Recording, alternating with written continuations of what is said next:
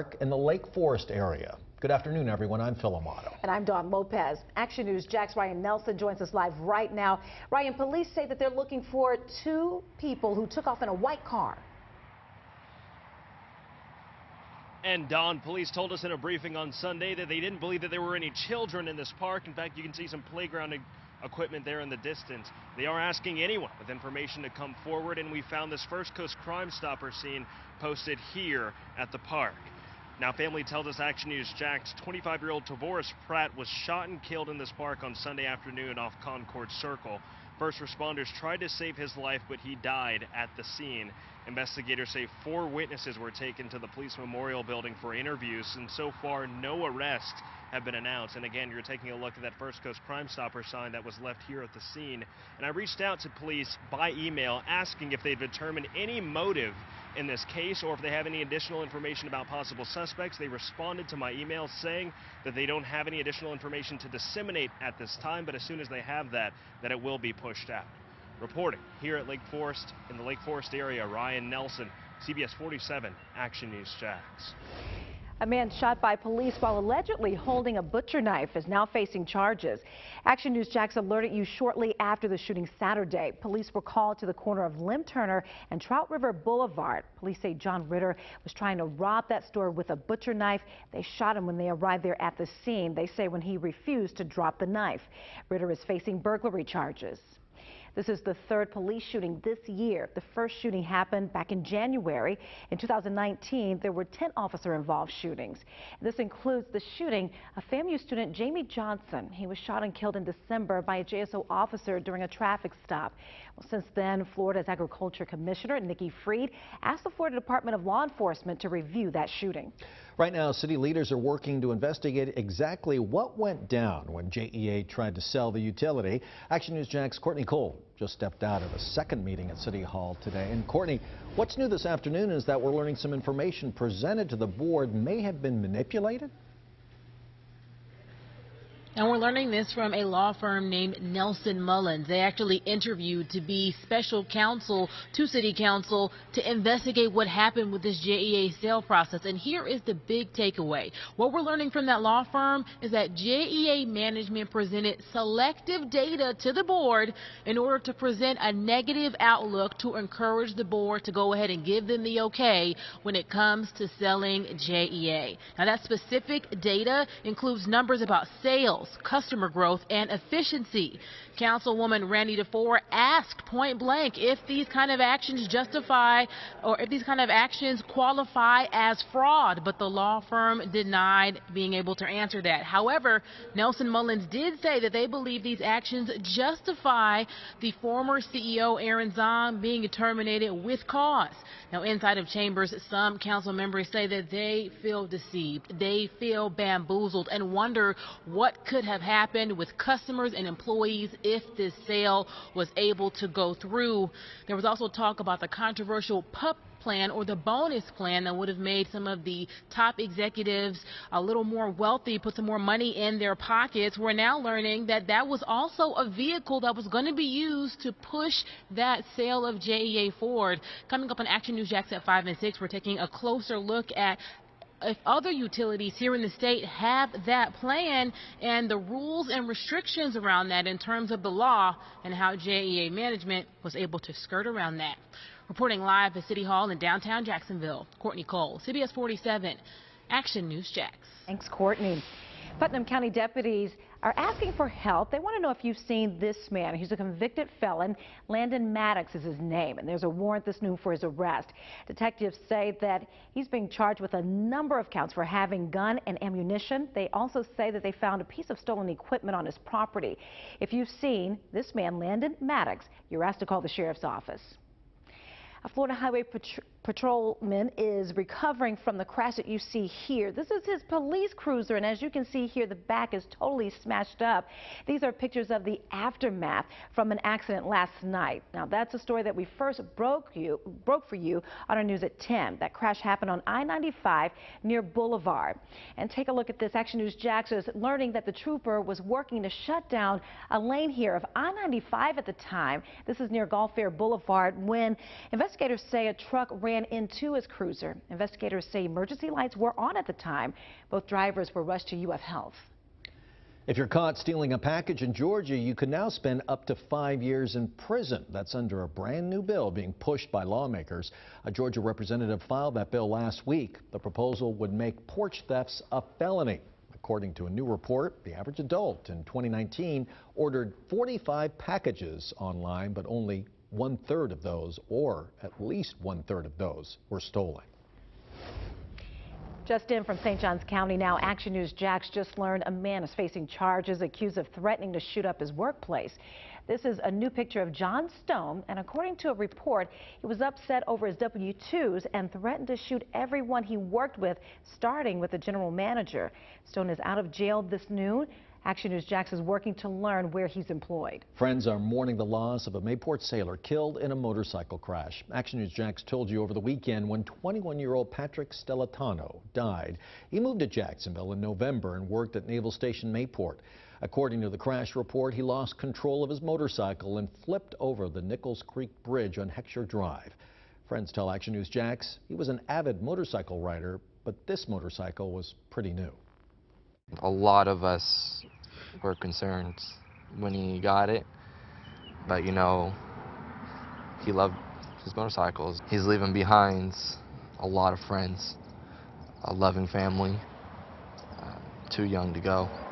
Friends set up this cross right before drivers get onto the bridge. They hope it serves as a reminder for others to slow down and be safe. Action News Jax is working to learn the name of the person hit and killed while walking on North University Boulevard near Jacksonville University. We first brought it to you as breaking news last night at 11. This is video of police investigating that crash. The driver and witnesses are cooperating with police.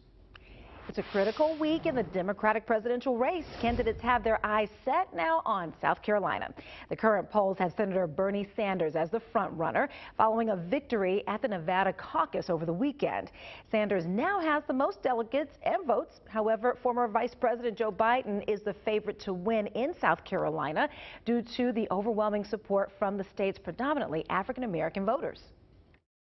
What I'm expecting is to make the case to the people here in South Carolina that they have an opportunity to essentially determine who the next president is. After the debate in Charleston Tuesday, Democratic hopefuls will then be followed by the Palmetto State's primary on Saturday, and just a few days later, Super Tuesday.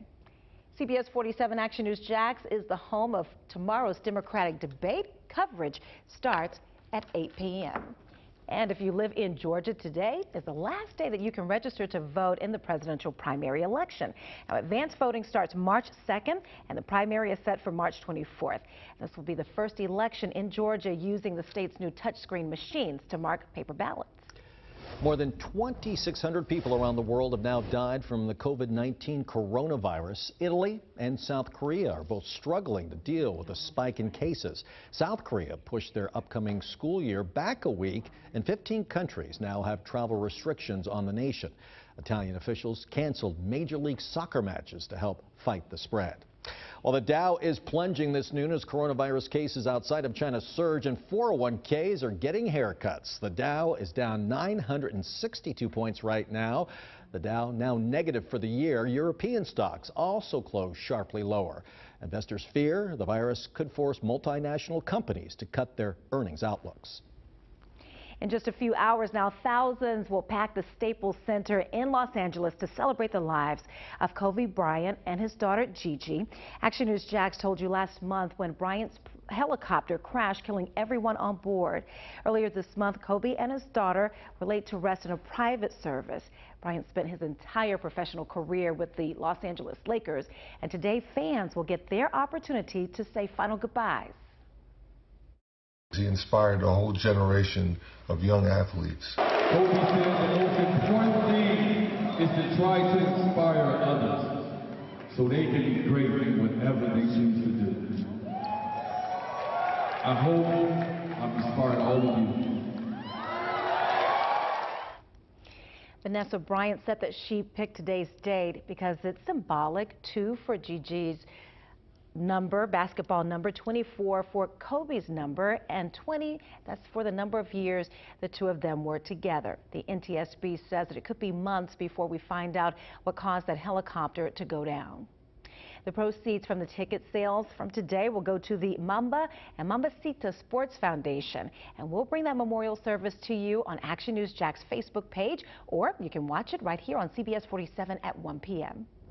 And from the Action News Jack's First Alert Weather Center, I'm meteorologist Garrett. Well, right now I'm tracking and timing out for you some rain that's going to impact all of our local neighborhoods through tomorrow. The latest timing when it moves in and moves out.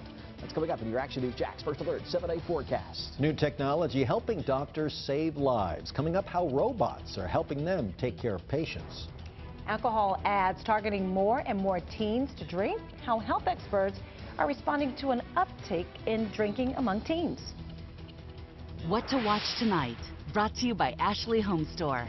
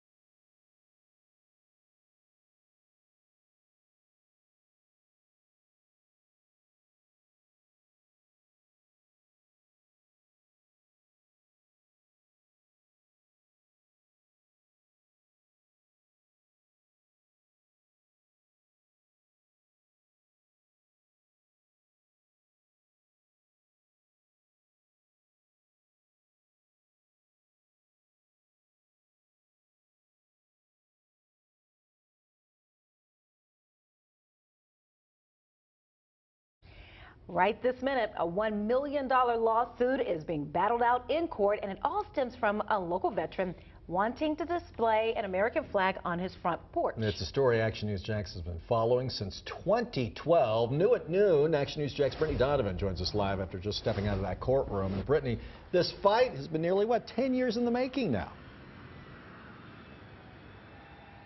And Dawn and Phil, we just stepped out because court's going to be in recess until 12:35. But so far inside this courthouse, we've heard opening statements from the attorneys representing veteran Larry Murphy and the Homeowners Association. Right now, we want to go ahead and pull in some brand new video for you. It's Larry Murphy on the stand in a courtroom full of supporters on both sides of the issue. But let's talk a little bit about how we got here. Larry Murphy put a flag in a flower pot outside his home in the Sweetwater condo community in 2011 to show his patriotism. He's an Air Force veteran, but his HOA said displaying the flag in the pot was a violation of their rules. They started fining him, but Murphy refused to pay. They eventually settled one lawsuit, only to face another over the same issue. The HOA is now suing Murphy for breach of contract. Murphy responded with a $1 million countersuit. So far, we've heard from 3 witnesses called by attorneys for the HOA. We still need to hear from the veteran's side. We're also working to talk with him. We'll have a full report coming up tonight at 5. Reporting live this noon, Brittney Donovan, CBS47, Action News Jax.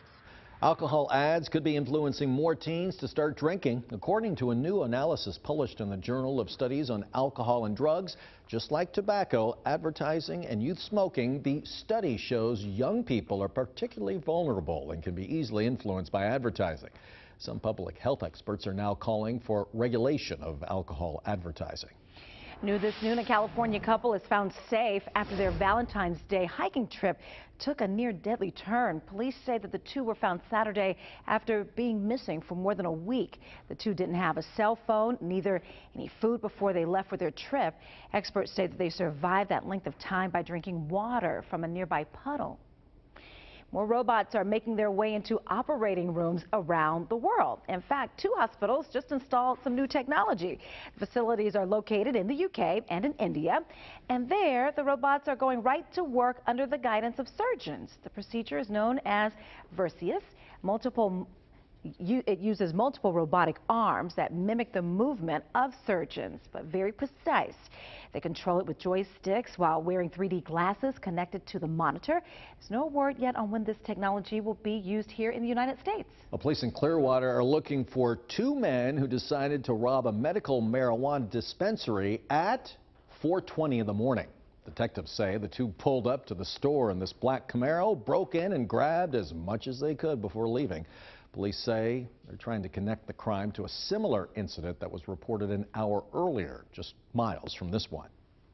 Now, certified Jacksonville's most accurate forecast. Action News Jax First Alert Weather. Hope you're having a great day so far. First Alert meteorologist Garrett BEDENBAUGH live look at St. Augustine Beach on the Action News Jax First Alert Skycam network here. Nice day here today. A few clouds here and there, some peaks of sunshine, and temperatures in the low 60s there right along the water. Not really windy either here yet. Here's our current numbers here across the area. Look at this, 75 degrees already at the International Airport. We're in the mid-70s, Palaca, low 70s though at Folkestone over to St. McClinty, mid-70s in St. Augustine, low 70s Fernandina Beach. But look at there's the 60s still in Brunswick and Kingsland. Today there you'll only top out the upper 70s, mid to upper 70s in Jacksonville, mid 70s and upper 70s inland, and we'll be in the upper 70s in most spots inland as well here for North Florida. But the next 12 hours look like this, partly to mostly cloudy skies, temperatures in the 70s, very mild, above average high temperatures by about 7 degrees or so. And back down into the 60s as we head through this evening with an isolated shower closer or just after midnight in Jacksonville. And we'll be talking about those showers moving in for tomorrow morning here in just a second. But first, the temperatures are going to still be above average as we head into Tuesday and Wednesday. But look at there, back to the upper 50s by Thursday, crashing into the upper 30s by Thursday morning behind a cold front. Obviously, something's happening here in the weather, right? So there's a cold front there that slices those temperatures down into the 50s. And here comes the rain ahead of it. By Tuesday, tomorrow, we'll have 2 waves of rain kind of with an early morning shower on your Wednesday. So here's what we're talking about, a storm system developing to our west that's continuing to move off to the east here through tomorrow, and that's when it's going to be arriving with some scattered showers in the morning. And then into the afternoon, another wave of rain ahead of a cold front. It won't really pass until Wednesday. That's when we see some colder air moving in, like I showed you with the temperatures. So here's a close-in look. We got some showers near or just before midnight for Waycross to Folkestone, and then they continue to spread off to the east-southeast for the morning commute in spots, especially north of Interstate 10 into southeast Georgia, but perhaps I-75 as well. And then as we go through 7, 8, 9 a.m., some scattered showers, perhaps even a few heavy downpours, what I'll be tracking for you in the morning on First Alert Doppler HD. Waves of rain throughout the day. There'll be some breaks, but there'll also be some heavy downpours in spots. Could see 1 to 3 inches of rain depending on where you are before it's all said and done here with locally higher amounts. Something we'll be updating for you tonight at 5 with Chief Meteorologist Mike Burrish. 76 for Tuesday, low 70s Wednesday. There's those temperatures in the 30s and breezy by Thursday. The weekend's looking pretty good though. Low 60s for the afternoon, below average. Morning lows in the upper 30s. You can always get this forecast any time of the day. Track that rain on the way by downloading the First Alert weather app. And join Chief Meteorologist Mike Burris for the updated hour-by-hour First Alert forecast tonight at 5. Water on planet Jupiter? Why NASA scientists say they found signs that may contradict previous findings. And one bystander had to think quick, helping save a woman's life when her car ended up in this canal. We'll be right back.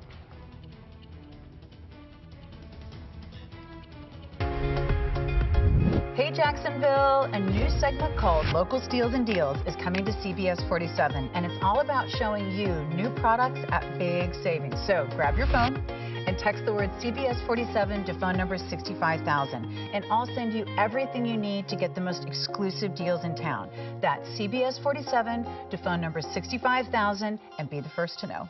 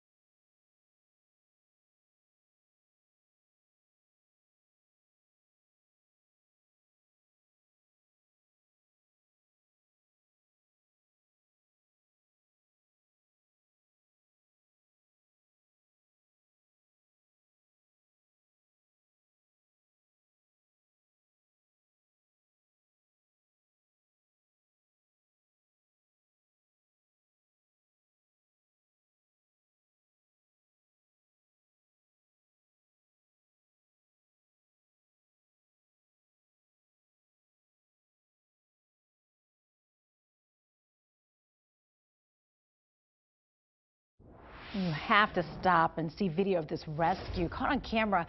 Florida woman is safe. Somehow her car ended up in this canal.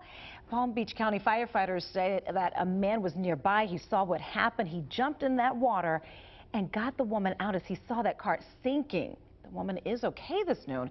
Thankfully, no one else was in the car. Close one there. New data released by NASA shows there may be some water on the fifth planet from the sun. The Juno space probe found 0.25% of water in Jupiter's atmosphere. The discovery marks the first of its kind since 1995, when the Galileo mission suggested there was a good chance the planet was very dry.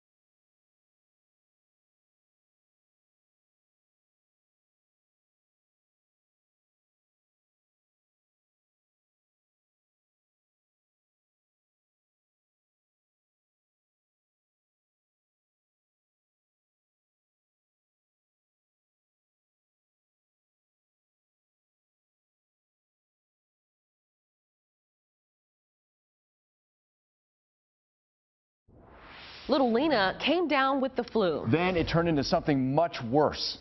My legs started to get shaky. She was dropping weight. I mean, like overnight, pounds. We could see her bones were sticking out. Coming up new at 5:30, Action News Jax reveals the dangers now linked to the simple case of the flu. That's today at 5:45 on CBS47 and Fox 30. And 70s today, some showers tomorrow. Enjoy your day, everyone. Y&R is on next.